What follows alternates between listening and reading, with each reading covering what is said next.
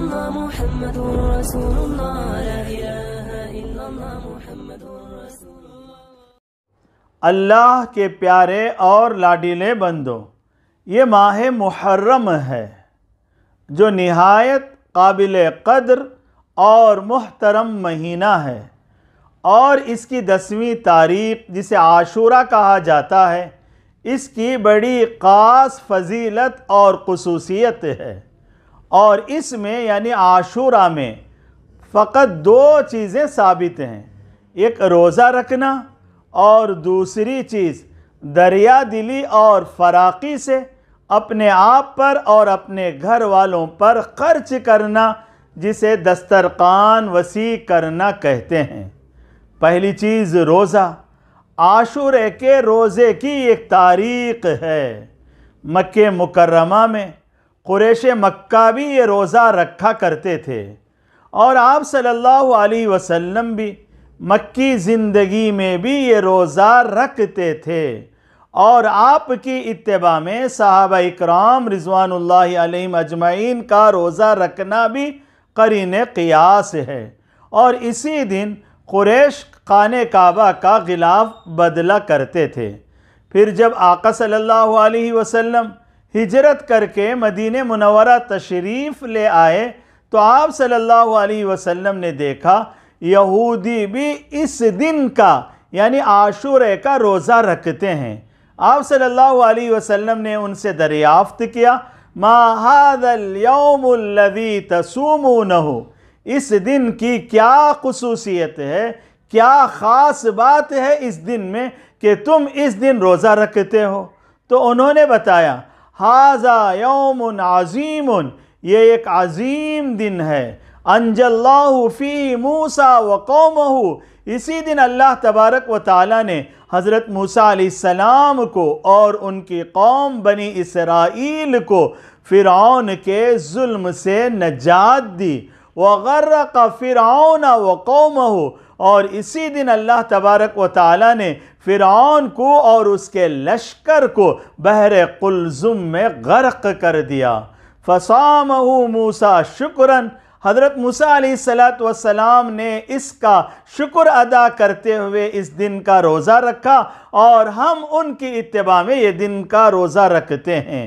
اس پر آپ صلی اللہ علیہ وسلم نے فرمایا، نحن احق بموسیٰ منکم، ہم تم سے زیادہ حضرت موسیٰ علیہ نبینا علیہ السلام سے قریب ہیں، ان کی اتباع کا تم سے زیادہ حق رکھتے ہیں۔ پھر آپ صلی اللہ علیہ وسلم نے اس روزے کا تاکید کے ساتھ حکم دیا، یعنی ہجرت سے پہلے یہ روزہ صحابہ اکرام رضوان اللہ علیہم اجمعین اپنی پسند سے رکھتے تھے۔ اب یہ روزہ آپ صلی اللہ علیہ وسلم کی تاکید کی وجہ سے واجب اور فرض کے درجے میں آ گیا، صحابہ اس روزے کو لازماً رکھنے لگے۔ پھر جب سن 2 ہجری میں ماہ رمضان کے روزے فرض ہوئے تو پھر یہ روزہ درجے استحباب میں آ گیا، یعنی یہ روزہ مستحب ہو گیا، جیسا کہ مسلم شریف میں ہے۔ اما عائشہ رضی اللہ تعالی عنہا فرماتی ہیں، کان رسول اللہ صلی اللہ علیہ وسلم یأمر بصیامہ، آپ صلی اللہ علیہ وسلم عاشورے کے روزے کا تاکید کے ساتھ حکم فرمایا کرتے تھے۔ فلما فرض رمضان، پھر جب ماہ رمضان کے روزے فرض ہو گئے، کان من شاء صام ومن شاء افطر، جو چاہتا یہ روزہ رکھتا اور جو چاہتا یہ روزہ نہ رکھتا، یعنی یہ روزہ اختیاری ہو گیا، واجب نہیں رہا، پسندیدہ ضرور ہے، مستحب یہ روزہ اب ہو گیا ہے۔ اور ایک بات یہ ہے، شروع میں آپ صلی اللہ علیہ وسلم ان چیزوں میں جن میں اللہ کا کوئی حکم نازل نہیں ہوا ہے، یہود کی موافقت کو پسند کرتے تھے، جیسا کہ آپ نے ان کی موافقت کو پسند کرتے ہوئے اس روزے کو تاکیداً رکھنے کا حکم دیا تھا۔ پھر جب یہود کا عناد، ان کا بغض، ان کی دشمنی اسلام کے ساتھ اور ذات اقدس کے ساتھ ظاہر ہو گئی، تو پھر آپ صلی اللہ علیہ وسلم ان چیزوں میں جن میں کوئی اللہ کا حکم نازل نہیں ہوا ہے یہود کی مخالفت کرنے لگے۔ اس پر صحابہ اکرام رضوان اللہ علیہم اجمعین نے عرض کیا، یا رسول اللہ انہو یوم تعظمہ الیہود والنصارى، یہ عاشورہ کا روزہ کہ یہود اور نصارہ بھی روزہ رکھ کر اس کی تعظیم کرتے ہیں، اور ہم بھی روزہ رکھ کر اس کی تعظیم کریں تو ہمارے اور ان کے درمیان مماثلت اور یکسانیت ہو جائے گی، حالانکہ ہمیں ان کی مخالفت کا حکم دیا گیا ہے۔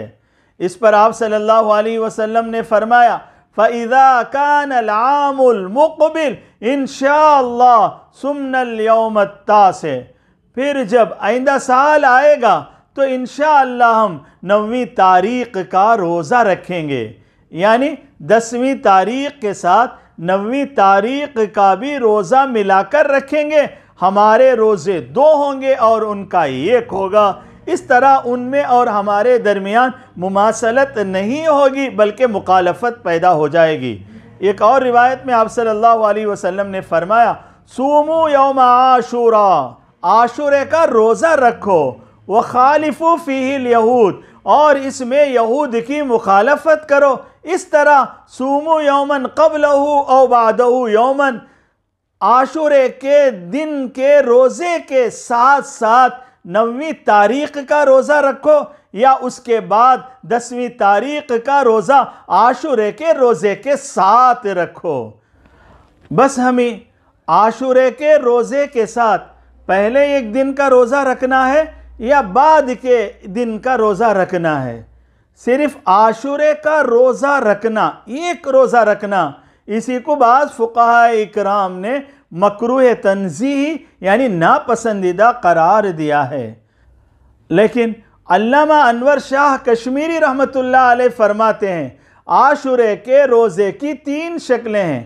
پہلی شکل 9ویں، 10ویں، 11ویں تینوں دن کا روزہ رکھنا، اور دوسری شکل 9ویں تاریخ کا اور 10ویں تاریخ کا، یا 10ویں تاریخ کا اور 11ویں تاریخ کا، اس طرح 2 روزے رکھنا، اور تیسری شکل فقط 1 روزہ 10ویں تاریخ کا عاشورے کا رکھنا۔ پہلی شکل سب سے افضل اور اعلیٰ ہے، اور دوسری شکل کا درجہ اس سے کم ہے، اور تیسری شکل فقط عاشورے کا روزہ رکھنا یہ درجے میں بہت کم ہے۔ اسی کو فقہاء اکرام نے مکروہ تنزیہی قرار دیا ہے۔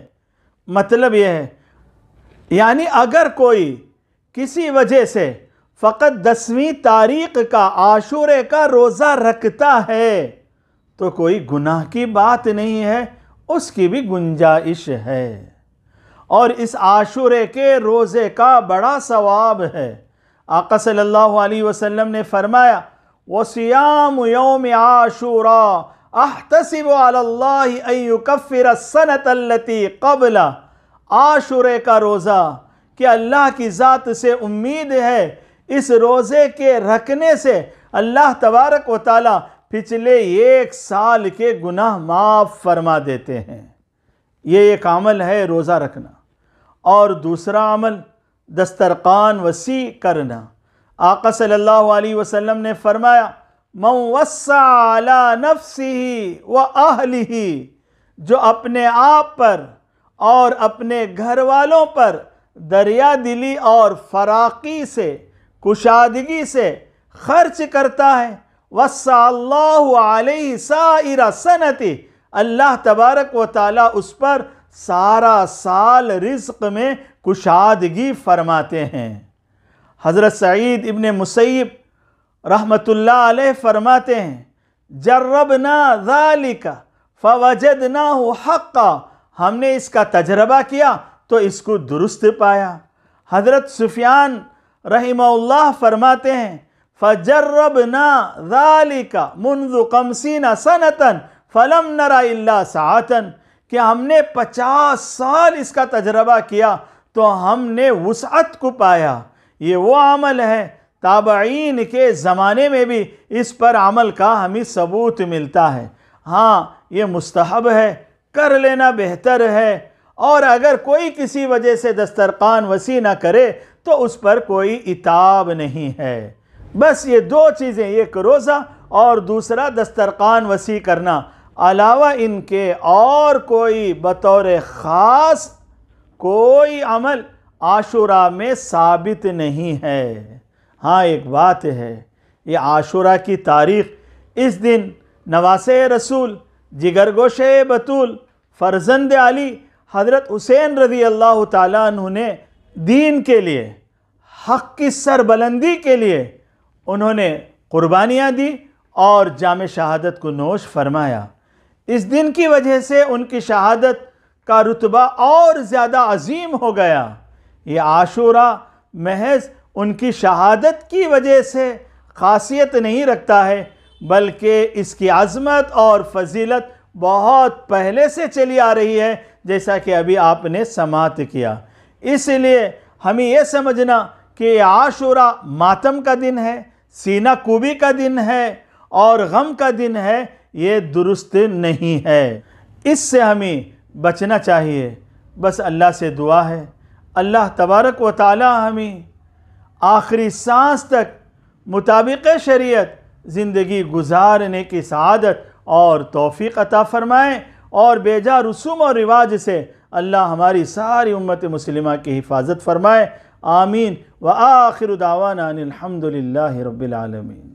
میرا غفلت میں ڈوبا دل بدل دے، خدایا فضل فرما دل بدل دے۔